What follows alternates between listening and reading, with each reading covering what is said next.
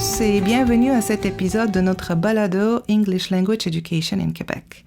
Je m'appelle Lina Chomarova, je suis associée principale de recherche avec le réseau de recherche sur les communautés anglophones du Québec, au Questcren, qui produit ce balado. Nous sommes situés à l'Université Concordia à Montréal. Aujourd'hui, nous abordons un sujet qui touche à la fois les familles, l'école et les politiques linguistiques au Québec.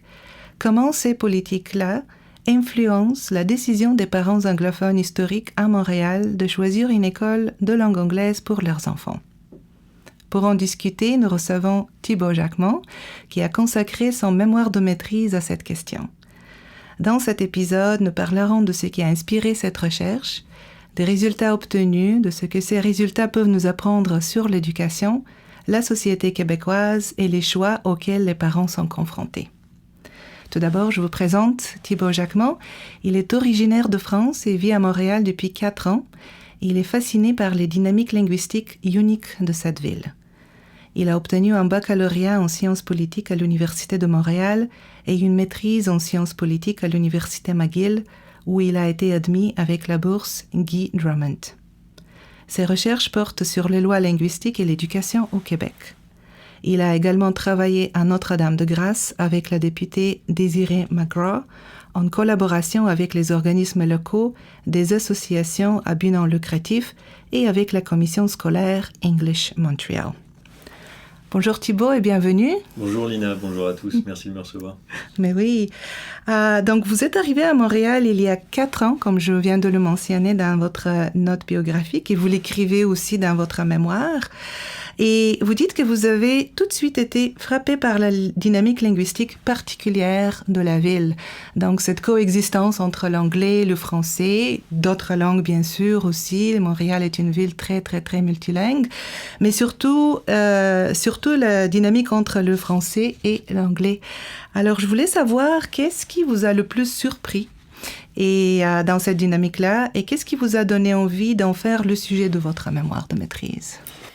Alors, c'est ça, je suis arrivé il y a un peu plus de 4 ans maintenant, et ce qui m'a le plus surpris, c'est la situation elle-même en fait.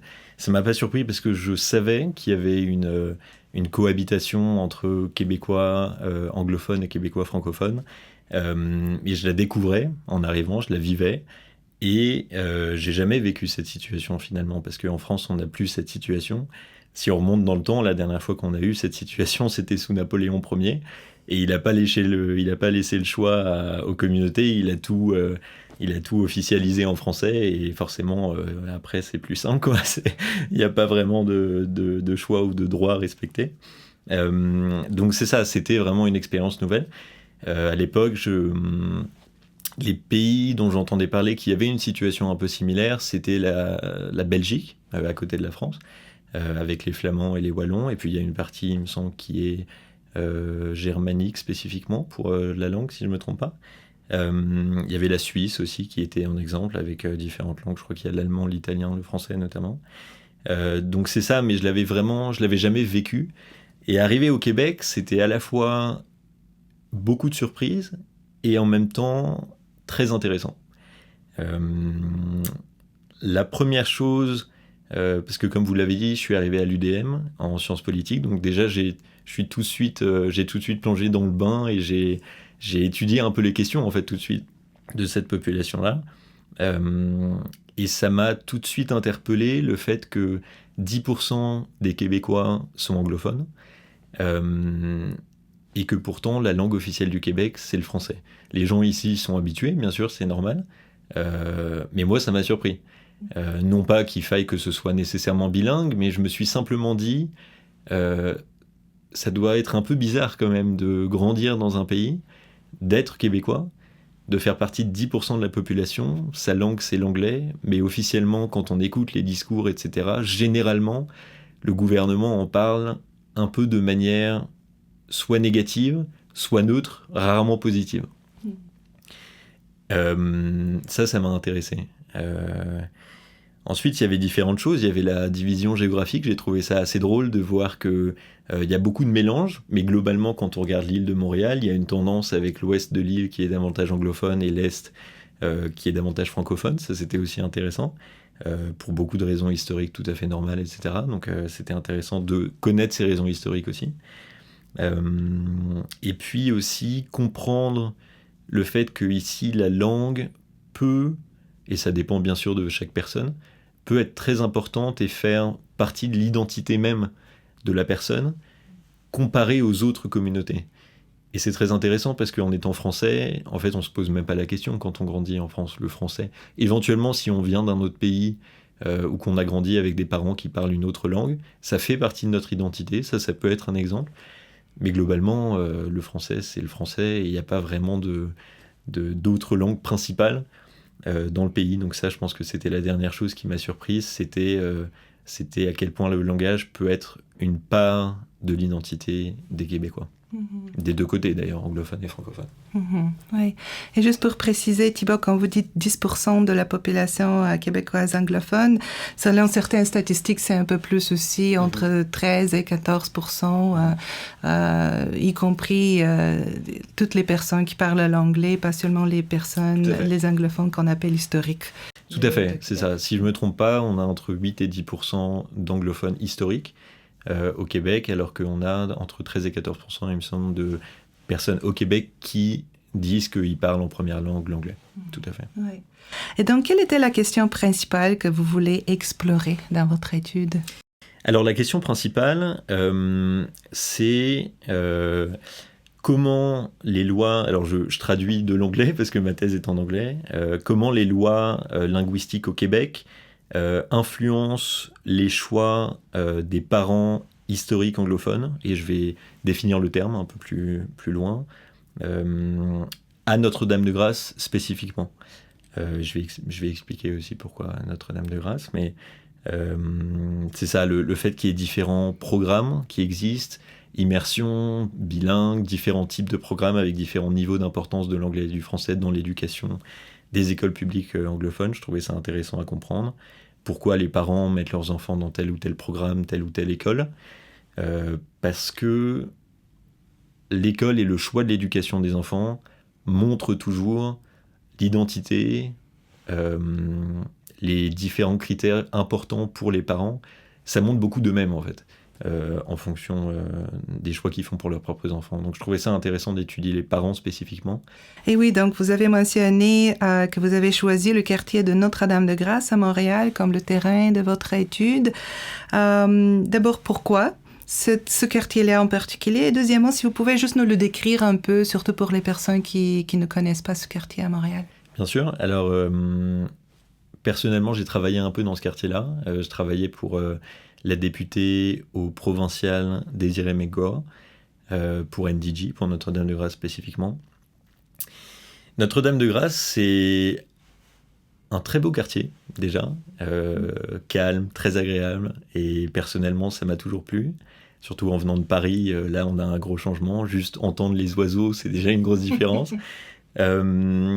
Et c'est un quartier très intéressant pour ma recherche spécifiquement, parce que y a un grand mélange de communautés anglophones et francophones, anglophones québécoises ou autres d'ailleurs, mais pour moi c'était intéressant le fait qu'il y ait aussi une population anglophone historique, et c'est aussi un mélange socio-économique, de situations économiques, salariales, différentes choses, assez grand. Il y a un grand mix de situations, et c'est important d'avoir une recherche qui prend en compte cela, parce que ça peut influencer les choix qui sont faits pour les écoles, en fonction du salaire des parents, etc. Donc c'est important de le prendre en compte, et c'est utile d'avoir un quartier assez mélangé en termes de situation socio-économique.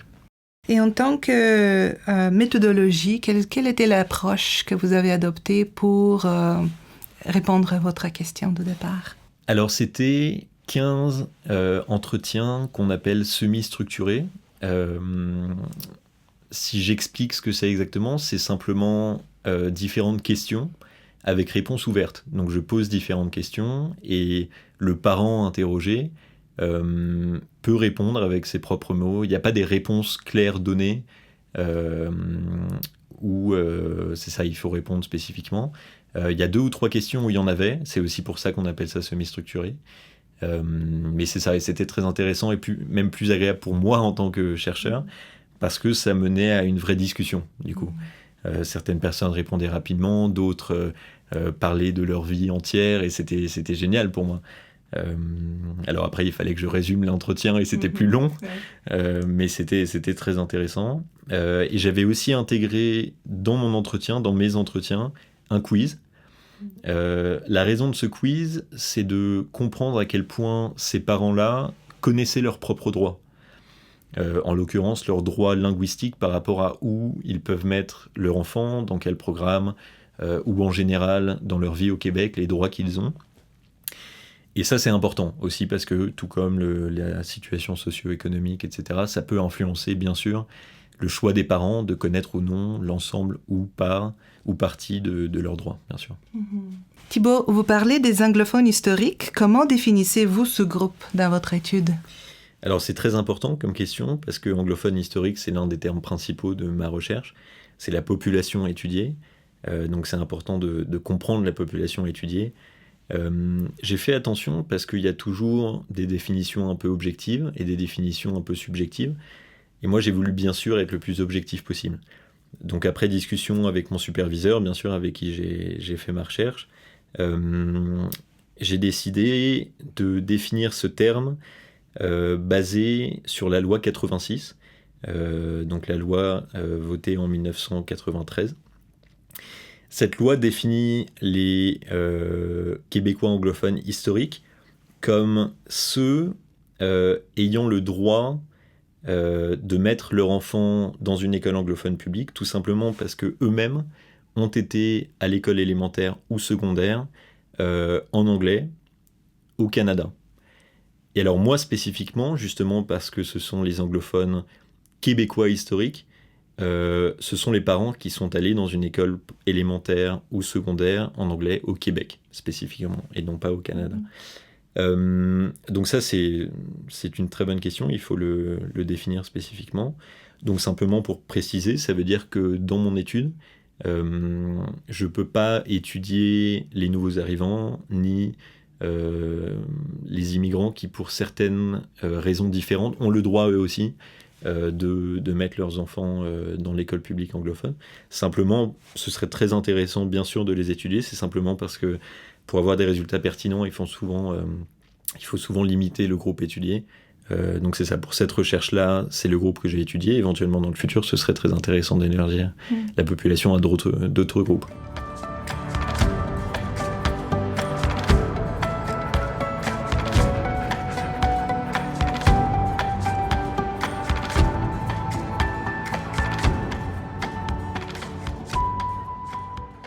Parlons maintenant des résultats de votre recherche.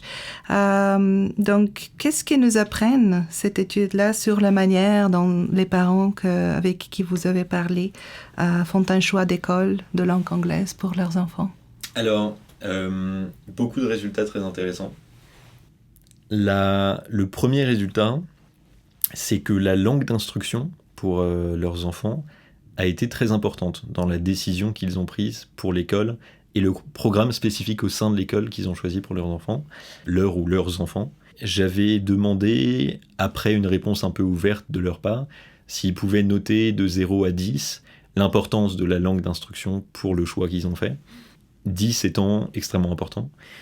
Et ils ont tous, sans exception, choisi une note entre 8 et 10. Donc c'est très important, la langue d'instruction. Bien sûr, ce ne serait pas le cas en France, forcément, parce que, à part quelques rares cas où il y a des écoles privées ayant d'autres langues, la question ne se pose pas. Donc ça aussi, pour moi, c'était bien sûr très intéressant. Un deuxième résultat important, c'est le fait que le mot survie, survival, dans les interviews, est sorti naturellement pour beaucoup de personnes, pour un peu plus de la moitié. Ça m'a surpris. Alors, pour spécifier, le mot survie n'avait pas utilisé dans un sens très dramatique. Forcément, quand je le dis seul, ça a l'air très dramatique. C'était simplement, souvent, pour exprimer le fait qu'ils voulaient que leurs enfants survivent dans le milieu des emplois au Québec. C'est-à-dire, généralement, ce qu'ils étaient en train de me dire, simplement, c'était ils voulaient s'assurer que leur enfant soit complètement libre dans le marché des emplois au Québec, mais aussi la société au Québec, en ayant la capacité tout simplement de parler très bien les deux langues. C'est ça. Donc le mot, je l'ai trouvé intéressant parce que j'ai trouvé que ça voulait dire aussi inconsciemment beaucoup de choses d'utiliser le mot survie. C'est assez intéressant. Un autre résultat qui m'a à la fois surpris et intéressé, c'est la peur de perdre le droit à l'éligibilité de mettre les enfants dans l'école publique anglophone. Beaucoup de parents, en fait une majorité, ont décidé de mettre leurs enfants dans une école publique anglophone, au moins partiellement dans leur formation, pas nécessairement toute la formation élémentaire et secondaire, simplement pour s'assurer que leur enfant lui-même ou elle-même puisse avoir le droit pour leurs propres enfants de les mettre dans une école anglophone publique, au moins pour qu'ils aient le choix et qu'ils ne perdent pas ce droit-là. J'ai trouvé ça très intéressant, et ce que j'ai trouvé encore plus intéressant, c'est que beaucoup des parents ont mis leurs enfants, par exemple, au primaire, dans une école anglophone, mais ensuite les ont mis dans une école secondaire francophone. Comme ça, ils pouvaient avoir une éducation tout à fait bilingue, sans doute devenir bilingue, parce que la socialisation aurait été aussi dans l'école secondaire en français, ce qui aide beaucoup, bien sûr. Mais ils pouvaient garder le droit, et ça, le droit à mettre leurs propres enfants dans une école anglophone, ça, j'ai trouvé ça très intéressant. La dernière chose peut-être qui me semble être importante dans ce que j'ai découvert, ce qui n'est pas nécessairement surprenant, mais c'est important à souligner, c'est que bien sûr le revenu de la famille, ou en tout cas du ménage, est central dans le choix qui a été fait. La plupart des parents m'ont dit que même avec un revenu plus haut, quand même mis leur enfant dans l'école publique anglophone. C'était la majorité, mais certains parents, bien sûr, c'est tout à fait normal, avaient dit qu'avec un revenu plus haut, ils auraient au moins envisagé le fait de mettre leur enfant dans une école privée anglophone, qui est généralement plus flexible en termes de langue utilisée, etc., et d'apprentissage. Une raison aussi importante à souligner, c'est que parfois les parents qui disaient qu'avec un revenu plus élevé, ils pourraient envisager le privé, c'est pour les besoins spécifiques de leurs enfants, non pas pour la langue, mais parce qu'il y aurait un accompagnement meilleur en termes d'orthophonie, parfois, de psychomotricité, de différents domaines qui pourraient aider leurs enfants pour leurs besoins spécifiques. Donc c'est important à souligner aussi. Oui, ce que je trouve intéressant dans ces résultats-là que vous présentez, c'est que les parents semblent faire des choix qui sont stratégiques.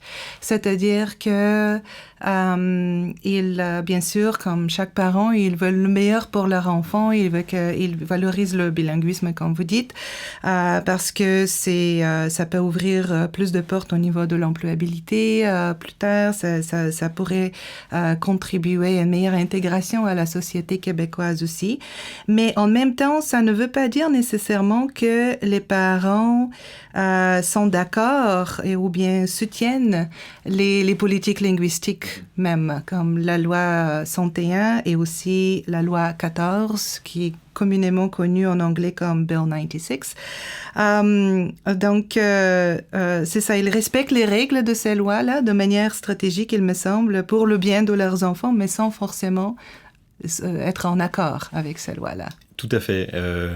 C'était aussi une conclusion très intéressante, une observation que j'ai faite, c'est que quasiment l'entièreté, éventuellement peut-être un parent sur 15, était très positive par rapport à la protection du français et les lois de protection du français. Ils étaient vraiment en très très grande majorité tout à fait positifs et soutenaient la protection du français.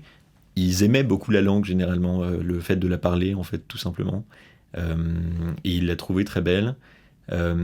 Par contre, ce qui est revenu aussi pour la très grande majorité des parents, c'est presque la peur, ou en tout cas l'inquiétude vis-à-vis du fait que les lois, peut-être de plus en plus récemment d'ailleurs, sont devenues restrictives dans un sens de marginalisation de leur propre communauté anglophone québécoise. Et ça, c'est quelque chose qui est revenu et que j'ai trouvé très intéressant, ce côté, cette dualité entre l'importance accordée au français, l'affection presque qu'il y avait pour la langue française, et en même temps cette inquiétude du fait que tout simplement la langue française était protégée, mais mal, dans une mauvaise manière en fait. Presque par la peur, souvent, c'est la peur qui a été utilisée par les gouvernements, un peu désigner l'anglais comme une menace, mais du coup indirectement presque la population anglophone québécoise comme une menace, différentes choses comme ça. Et ça, c'était intéressant intéressant à entendre. Je ne sais pas si j'ai bien répondu à la question, il y avait peut-être, mais c'est ça. Oui, non. Et un autre aspect, c'est que certains parents pensent même peut-être quitter la province si ces lois-là deviennent encore plus restrictives. Tout à fait. J'ai une bonne moitié des parents qui ont partagé le fait que ils y avaient pensé. Ma question à ce moment-là dans l'interview, c'était avez-vous, en raison des lois linguistiques, pensé à un moment à quitter le Québec ? Bien sûr, c'est des parents qui n'ont pas fait ce choix-là, finalement, sinon j'aurais pas pu les interroger.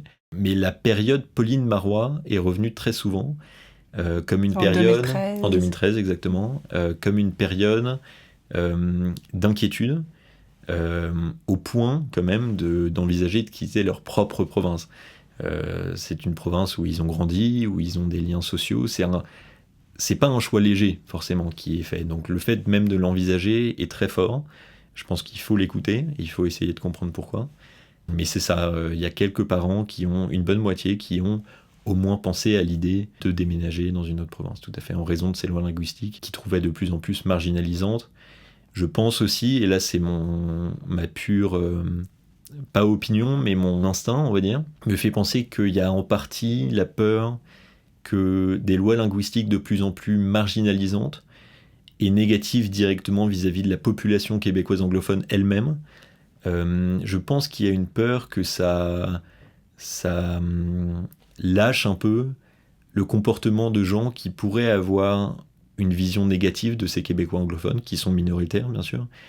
Mais on a observé dans le monde que quand il y a un gouvernement qui n'hésite pas à être plus radical, parfois plus haineux, alors on ne peut pas aller jusque-là non plus aujourd'hui, mais si on prend les cas extrêmes, ça libère la parole et les actions parfois même physiques de gens extrêmes, et je pense qu'inconsciemment, il y a une petite peur que ça se développe petit à petit, et que même en allant acheter une baguette, alors je suis très français, donc je prends l'exemple de la baguette, mais ou acheter son... peu importe, et parler à une caissière, des exemples de la vie où je pense qu'il peut y avoir une peur que de plus en plus des épisodes un peu de violence au moins verbale puissent se passer. À mon avis, mais là c'est vraiment mon instinct personnel, ça peut participer un peu à cette inquiétude-là.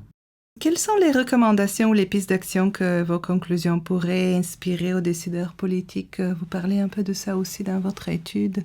Alors je voudrais simplement ajouter, et je pense que c'est important du coup pour les politiques importantes qui pourraient être mises en place, il y a quelque chose qui est revenu souvent, c'est le fait que les parents anglophones voulaient valoriser énormément le bilinguisme, voulaient que leurs enfants, pour leur propre bien et aussi par plaisir et par affection vis-à-vis du français, ils voulaient qu'ils soient bilingues. Le problème, c'est qu'il y a une frustration vis-à-vis du fait que très souvent dans l'éducation de leurs enfants, ils ont observé qu'il n'y avait pas de professeur de français langue seconde, ou alors il y en avait un, mais ce professeur est parti par exemple après 4 mois, n'a pas été remplacé pendant 2 mois, puis a été remplacé un peu plus tard, et il y avait une forme de frustration parce qu'ils veulent que leurs enfants parlent très bien français, et il y avait cette réalité qui est frustrante finalement, parce qu'on paye pour ces écoles-là, donc forcément c'est un peu frustrant de ne pas avoir la capacité pour leurs enfants de donner la meilleure éducation en français possible. Pour revenir aux politiques spécifiques, donc à votre question, je pense que la chose la plus importante, et il ne faut absolument pas le perdre de vue, c'est que quand il y a des politiques, ce qui d'après moi, mais bien sûr il y a beaucoup de points de vue possibles, les politiques d'après moi de protection du français de plus en plus tendent à être aussi discriminatoires, et plus seulement de protection. Et ça peut être très dangereux, et je pèse mes mots, ça peut être très dangereux pour la démocratie elle-même. On a observé, déjà tout près de nous, on a observé que la démocratie américaine n'était pas du tout aussi solide qu'on pensait. Il y a des droits qui partent très très vite, et je pense qu'il faut le prendre en compte, parce qu'à mon avis, comme on est tous nés dans une démocratie, en tout cas si on est québécois ou moi en étant français, on a parfois l'impression que d'une part c'est très solide, ou alors que c'est pas si utile que ça parfois, et on le voit dans les sondages, les gens de plus en plus valorisent un pouvoir fort au point, si c'est pour la sécurité, de perdre quelques droits, et ça c'est extrêmement dangereux.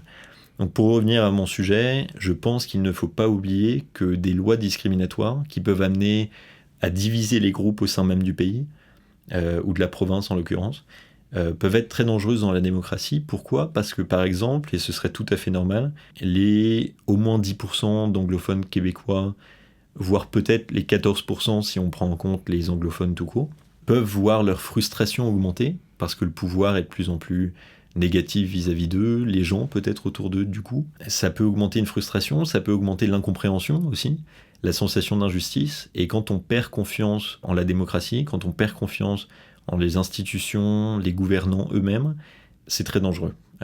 Et ça peut faire beaucoup de mal à la démocratie.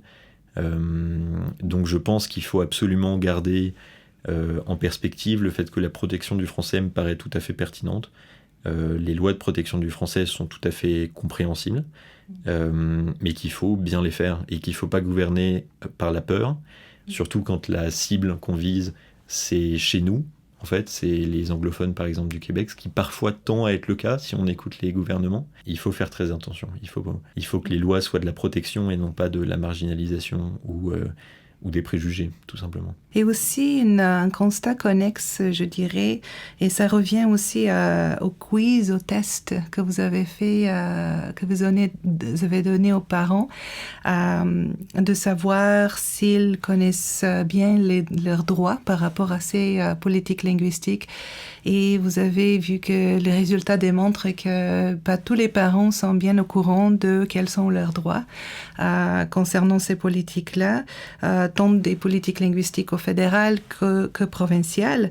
Et l'une des recommandations aussi que vous faites dans votre travail, c'est de sensibiliser davantage les parents anglophones ou la communauté anglophone par rapport à leurs droits et aux obligations de ces lois linguistiques. Tout à fait, c'est ça. Donc j'ai observé à travers le quiz, justement, le fait que beaucoup de parents ont été amusés, surpris surtout, mais ensuite amusés, par le fait de finalement pas vraiment connaître leurs droits au point qu'ils le pensaient, au niveau qu'ils pensaient, et beaucoup d'ailleurs, en fait, pour être honnête, quasiment tous, m'ont demandé si à la fin du quiz, je pouvais leur envoyer les réponses pour qu'ils puissent lire les réponses et du coup connaître un peu plus leurs droits. Donc c'est exactement ce que vous avez dit. En fait, il y avait une compréhension que leurs propres droits n'étaient pas nécessairement connus tant que ça, ce qui, je pense, arrive pour énormément de gens sur d'autres problématiques. Et aussi le désir, ça c'est la deuxième chose, de les connaître, justement. Donc je pense que c'est exactement ce que vous avez dit, la sensibilisation est nécessaire et la communication sur les droits est nécessaire.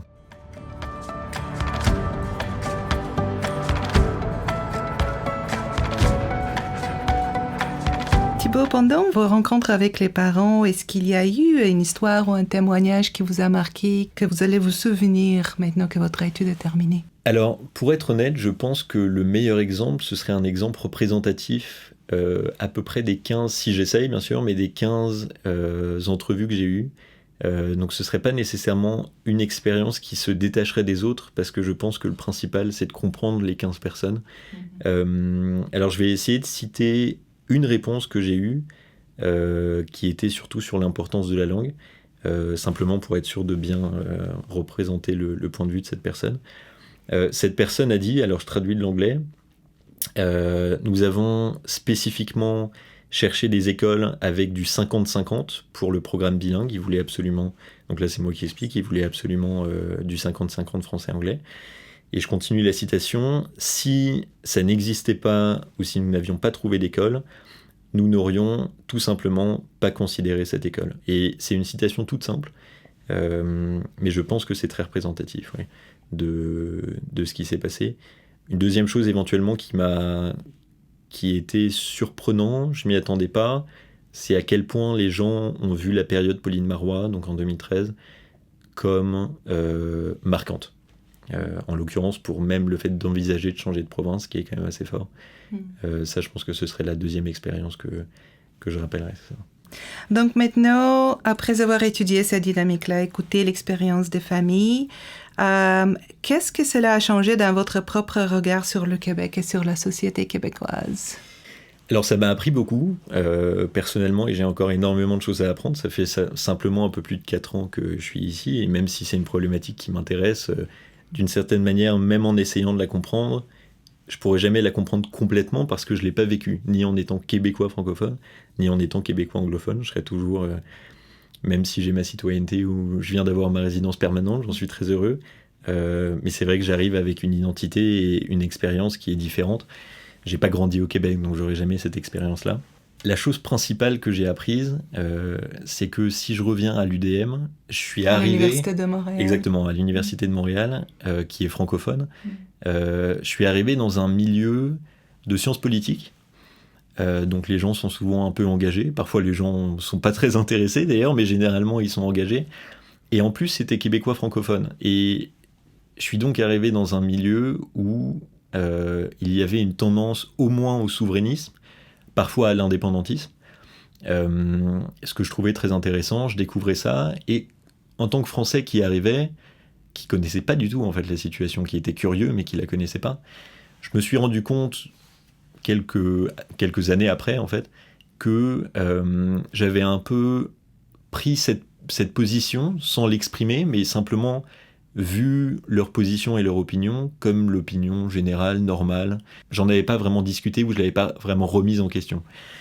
Et je m'en suis rendu compte, et ça m'a surpris après coup, j'étais un peu énervé contre moi, parce que je me suis rendu compte que je m'étais fait avoir, comme beaucoup de gens finalement, sur beaucoup de sujets, par moi-même en fait, par le fait de ne pas m'ouvrir assez à d'autres points de vue.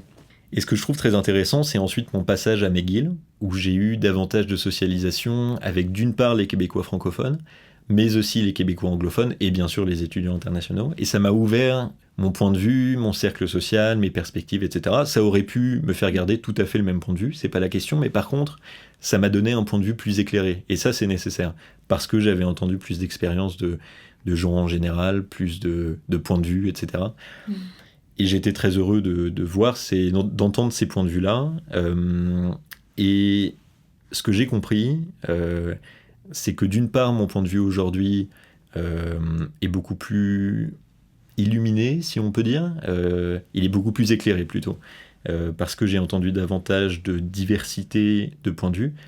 Mais aussi, il l'est toujours pas sans doute assez. Et je pense qu'on n'atteint jamais la perfection, finalement. Mais l'important, c'est de vouloir l'éclairer davantage.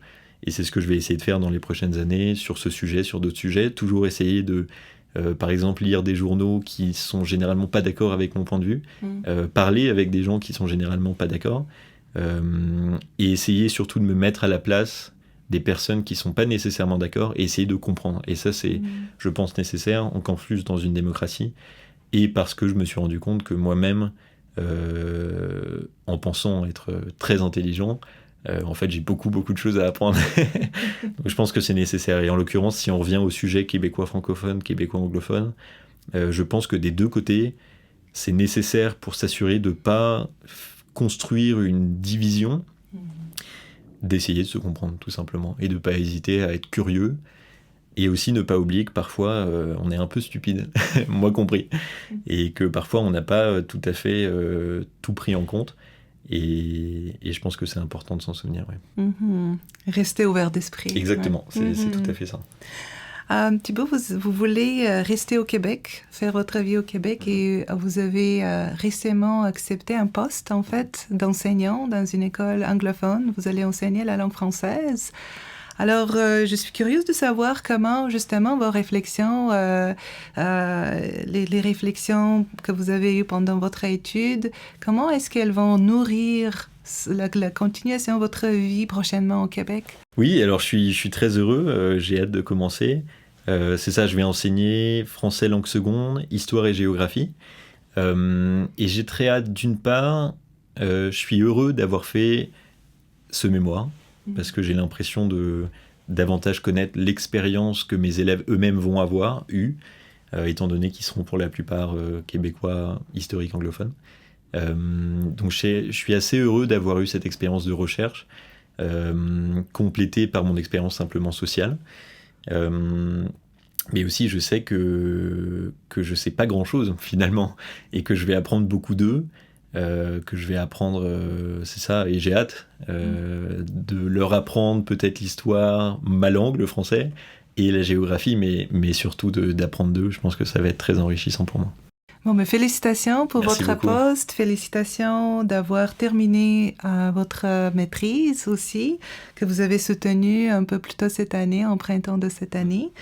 Et merci Thibaut d'avoir été là aujourd'hui, d'avoir partagé vos réflexions, les résultats de votre travail de recherche et sur les choix d'écoles de parents anglophones à Montréal. J'aimerais dire que nous ajouterons un lien vers votre mémoire de maîtrise sur la page web où nous allons aussi mettre l'enregistrement de ce balado. J'aimerais aussi dire que vous allez faire une conférence sur ce même sujet lors du forum sur l'éducation et la vitalité que Questcreen organise prochainement en novembre. Pour ceux et celles qui veulent en savoir plus, on aurait plus de détails sur cet événement sur le site web de Questcreen. Alors, merci encore d'avoir pris le temps de discuter avec nous aujourd'hui. Merci à vous, merci de m'avoir accueilli. C'est tout pour cet épisode du balado English Language Education in Québec produit par Questcreen dans le cadre de son initiative Le portail de recherche IELTS.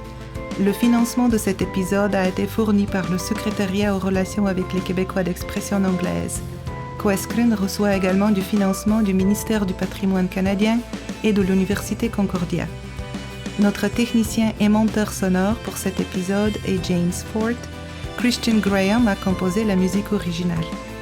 Je m'appelle Lina Shumarova, merci de votre écoute et j'espère avoir le plaisir de vous reparler bientôt.